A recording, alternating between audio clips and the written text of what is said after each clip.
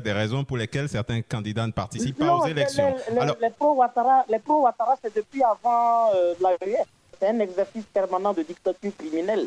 C'est connu, ils sont familiers à ça. Alors, on va écouter aussi Ibrahima Kane, mais Monsieur Kane, maintenant, hein, on s'en va vers la fin de l'émission. On va parler des volets techniques du retrait ou de la sortie de ces pays de l'AES, là, de la CEDEAO. Maintenant, sur le papier, c'est acté leur départ, mais il y a des réglages techniques qu'il doit avoir. Par exemple, les fonctionnaires de l'organisation, les fonctionnaires du Niger, du Burkina et du Mali qui étaient dans l'organisation, les institutions comme l'OAS, l'Agence sous-régionale de la santé qui est basée à Bobo-Dioulasso. Comment on va régler tous ces détails-là, M. Kane? Je vais répondre à cette question, mais permets-moi quand même de répondre à ce que M. Bayala a dit à propos de la démocratie et le sentiment qu'il a par rapport à la démocratie dans les pays de l'AES. Rapidement, M. Kane, rapidement. Ouais, je trouve que c'est vraiment triste pour un intellectuel de penser que faire disparaître des gens parce qu'ils ne sont pas d'accord avec toi, embastiller pratiquement toutes les voix, surtout les voix de journalistes qui sont contraires à ces vues, dissoudre les partis politiques, que c'est comme ça qu'on va diriger un pays pendant 5 ans. Je pense qu'il y a vraiment là des éléments de réflexion, d'introspection personnelle à faire avant de faire des affirmations de ce genre-là. Nous sommes des Ouest-Africains, nous pensons que la liberté, c'est un élément qui est vraiment lié à notre existence. Nous pensons que la démocratie, c'est quelque chose auquel tous les peuples que tous les peuples veulent, et je pense que les peuples se battront tous les jours, malgré les comportements que les militaires auront dans nos pays. Nos peuples se battront toujours pour qu'il y ait la démocratie, la paix et la liberté dans nos pays. Ça, c'est vraiment une chose que vous devez savoir et pour laquelle nous sommes prêts à mourir.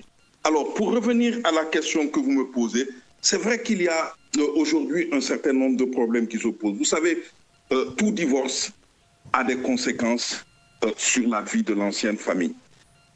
Et ici, le divorce ne concerne pas seulement la séparation des époux, si je puis dire, je peux appeler ainsi, mais il y a des enfants, il y a des institutions qui ont été créées et qui sont logées, comme par exemple l'Organisation ouest-africaine pour la santé qui est basée à Ouagadougou.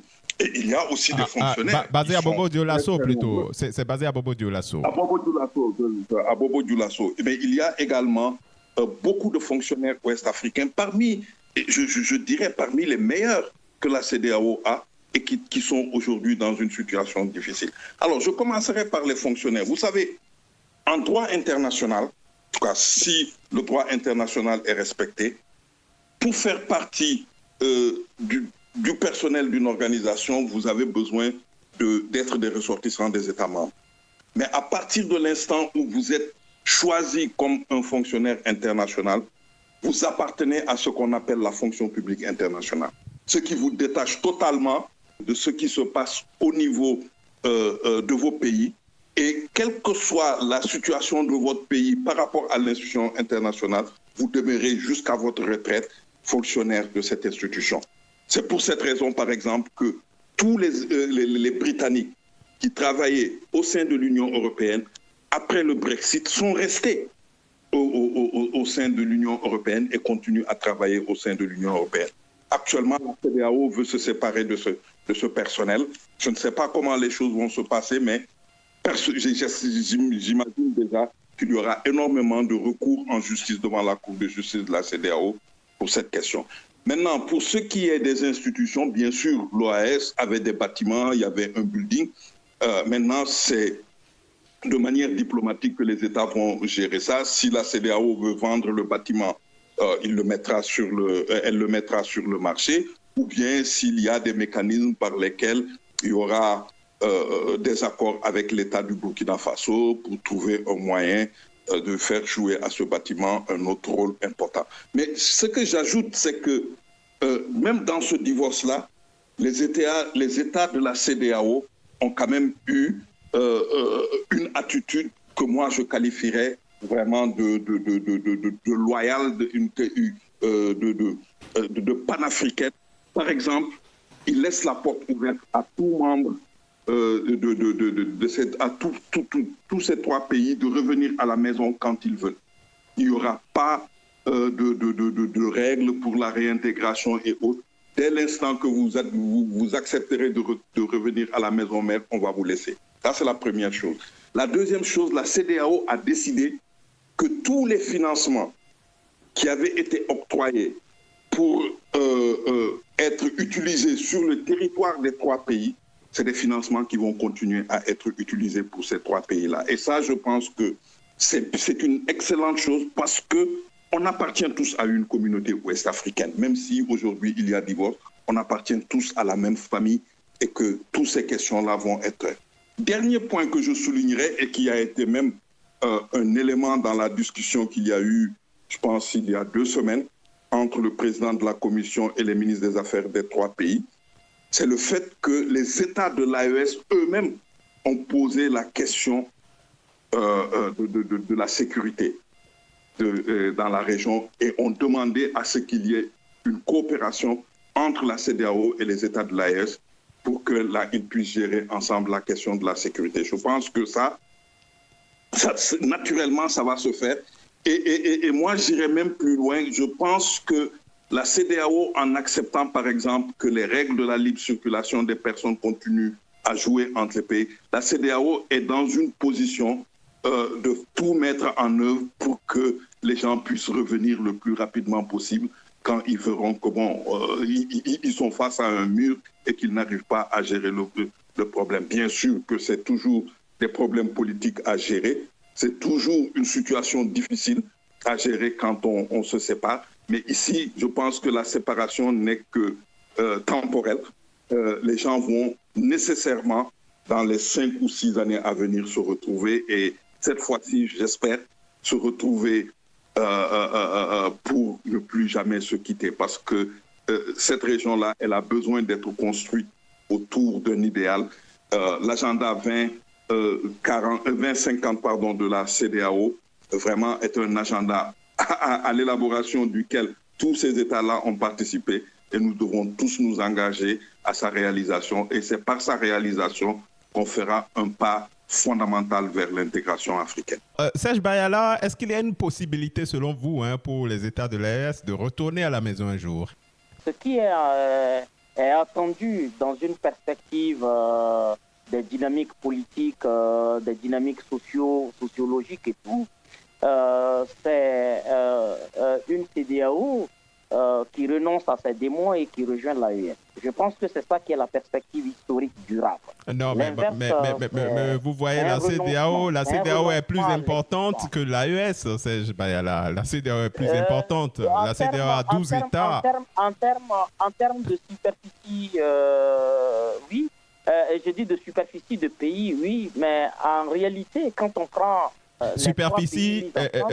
Superficie, économie et démographie. La CEDEAO écrase l'AES, si vous voulez.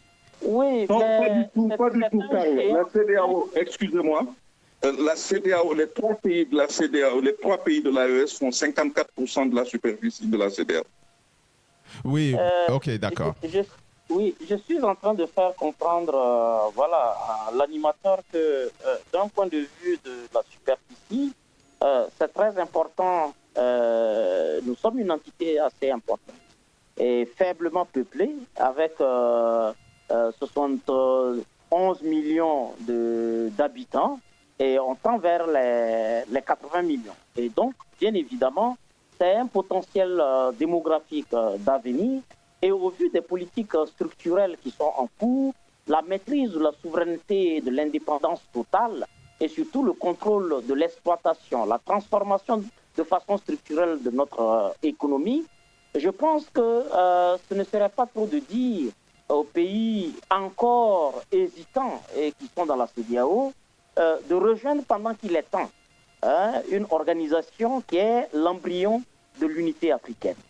Je pense c'est pas juste le statut de quelqu'un qui croit à une dynamique sous-régionale, mais d'un point de vue de l'analyse des dynamiques sociopolitiques et historiques, on finira par cette conclusion qu'entre la CEDEAO et l'AES, la structure politique du devenir, ce n'est pas la CEDEAO, c'est l'AES. Ce n'est pas sa jeunesse, ni le caractère réduit du nombre de pays, même si sa superficie est imposante vis-à-vis de la superficie qu'on a restante pour que les pays de la CEDEAO continuent de se partager, ça reste une réalité plausible. Il y a les questions cruciales de la maîtrise, de la sécurité et de la défense qui ne sont pas encore sérieusement adressées en dehors des carcans de Paris, de Washington et de Londres par les pays encore végétant dans la CEDEAO. Alors que ces enjeux montrent très clairement que si les souverainetés militaires de ces pays ne sont pas prises en charge par ces pays eux-mêmes, alors ils peuvent considérer qu'ils ont des armées en carton. Je le dis avec beaucoup de modestie parce qu'aujourd'hui, quand on voit ce qui arrive au Bénin, quand on voit ce qui arrive au nord du Togo, quand on voit ce qui arrive au nord de la Côte d'Ivoire, quand on regarde l'intensité des attaques qu'il y a, on peut bien se poser la question, qui rit de qui? Quand la CEDEAO pense qu'elle a les solutions de défense avec une force en attente, qu'elle tente de constituer et qui attend toujours dans la salle d'attente, et qui n'est pas encore à l'heure où le défi sécuritaire est à ses portes, cette force en attente n'a pas encore fini d'attendre. Elle est toujours dans les couloirs de l'attente. Alors que les pays sortants de la CEDEAO ont déjà mis en place une force unifiée avec un minimum de 5000 hommes. Les armées sont intégrées et se déploient d'une part et l'autre des frontières de ces trois entités. La CEDEAO n'a pas encore compris cette variable. Il y a les questions surtout de développement, qui sont des questions que la CEDEAO pensait utiliser pour faire du chantage aux pays de l'AES. Mais je dis, si le port d'Abidjan est un poumon économique, mais il est un poumon économique parce qu'il a des clients au Mali, il a des clients au Niger, il a des clients au Burkina. Ce n'est pas parce qu'il a des clients à Abidjan ou il a des clients en Côte d'Ivoire. Mais comment on peut faire une analyse économique et se présenter comme un expert suffisamment, même si c'est un expert approximatif, on n'ose pas conclure des avantages économiques, mais on ne se pose pas la question sur quelle base on conclut que d'un point de vue économique, quand le bétail du Burkina Faso, le bétail du Niger, quand certaines ressources céréalières stratégiques de ces pays ne rentrent plus au Togo, ne rentrent plus au Bénin, alors les Béninois, ils mangent les billets de banque de la BCEAO ou bien ils vivent de quoi? Donc nos économies sont interdépendantes et elles sont liées. Elles ont besoin mutuellement de continuer à dialoguer, tout comme cela a lieu par exemple dans l'Union européenne.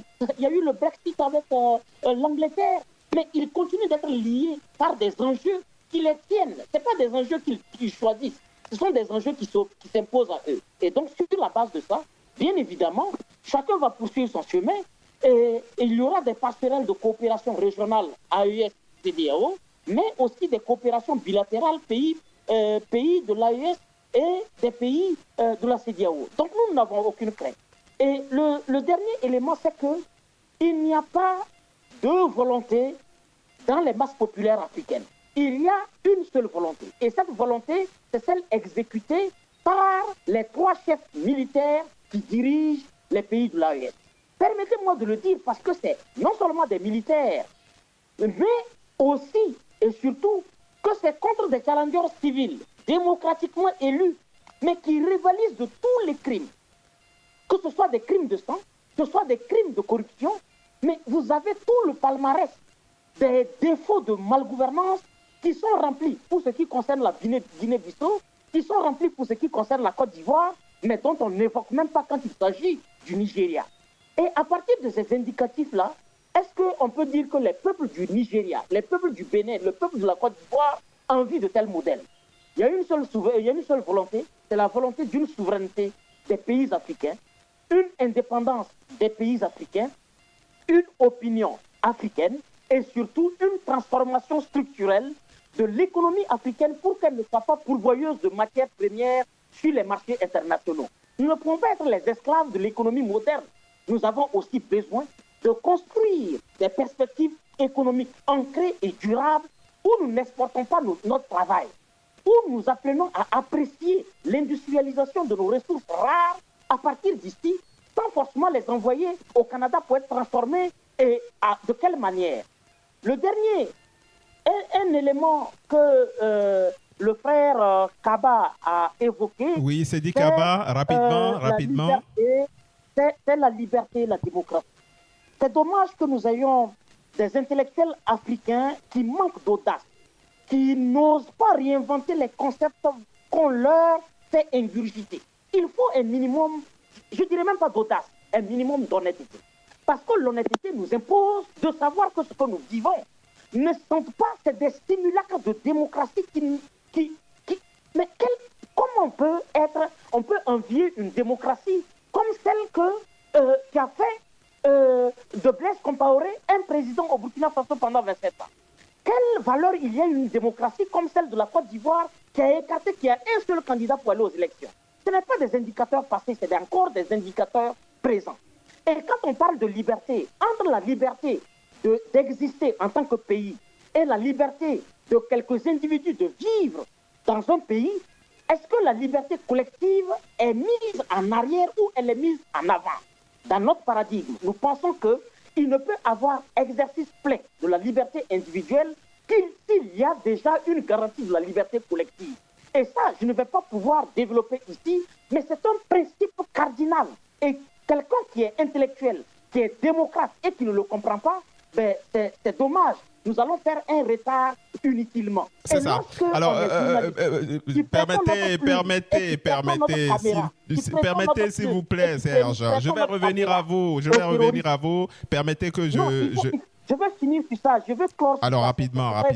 Lorsque un journaliste, qui était effectivement journaliste connu de profession, devient un agent de communication de groupes terroristes, du GENIM, qui fait l'apologie des attaques terroristes, est-ce qu'il exerce en tant que journaliste ou bien il exerce en tant que communicant des terroristes? Alors, vous parlez de qui précisément? Pour être précis, de qui parlez-vous, Serge Bayala? De qui parlez-vous? Parce que je parle par exemple du journaliste Newton Ahmed Bari, qui est à Paris, qui était journaliste de la RTB, de la télévision nationale, qui allait avec un confrère créer l'événement, qui était journal d'investigation, et aujourd'hui, qui, en désaccord avec la dynamique actuelle, qui l'a courtisé au départ, pour n'avoir pas réussi à s'insérer dans la dynamique des élites qui jouissent du pouvoir, alors il est devenu aujourd'hui de façon ostentatoire et assumée, comme étant relayeur du GENIM. Et il ose même affirmer en tant qu'ex-journaliste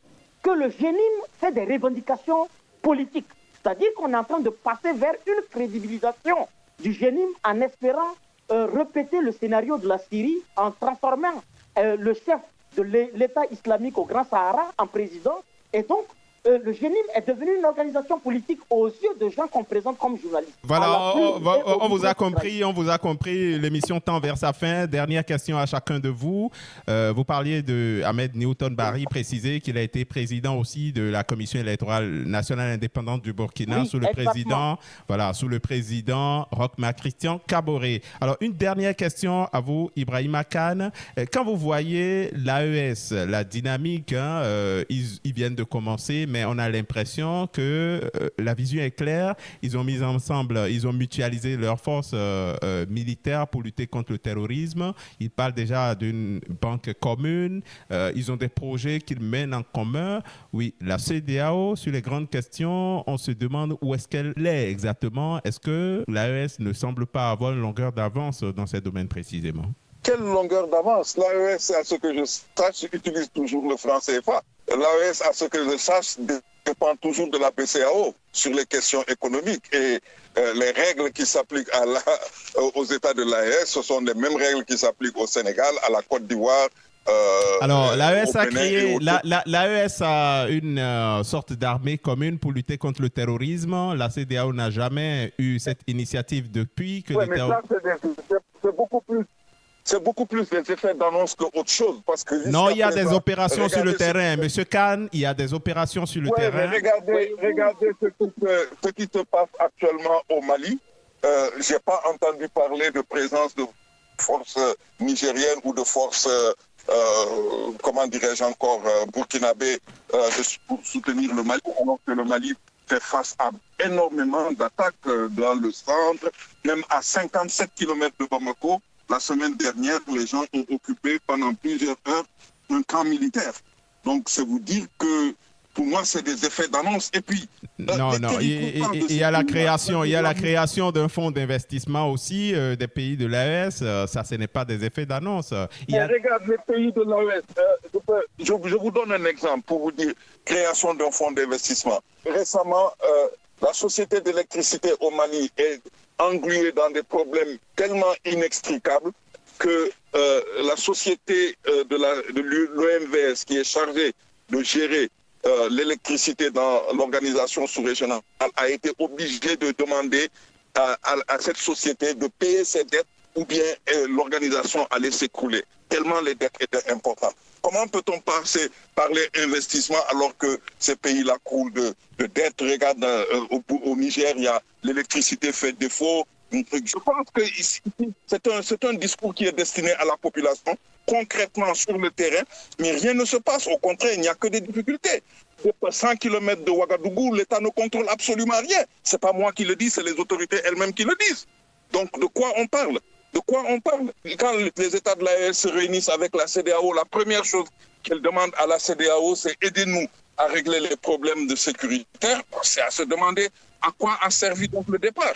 Alors, on ne va pas continuer. Monsieur Kane, l'émission est arrivée à son terme en ce qui vous concerne. Merci beaucoup d'y avoir participé. Je rappelle que vous êtes un acteur de la société civile ouest-africaine, analyste et spécialiste notamment de la CEDEAO, institution avec laquelle vous avez eu à collaborer pendant de nombreuses années. On va terminer avec Serge Bayala. Oui, actuellement, l'AES a d'énormes problèmes d'énergie et d'électricité au Niger, au Mali, au Burkina un peu moins. L'insécurité qui augmente au Niger et au Mali, pour ce que je sais, au Burkina aussi, ça ne va pas trop.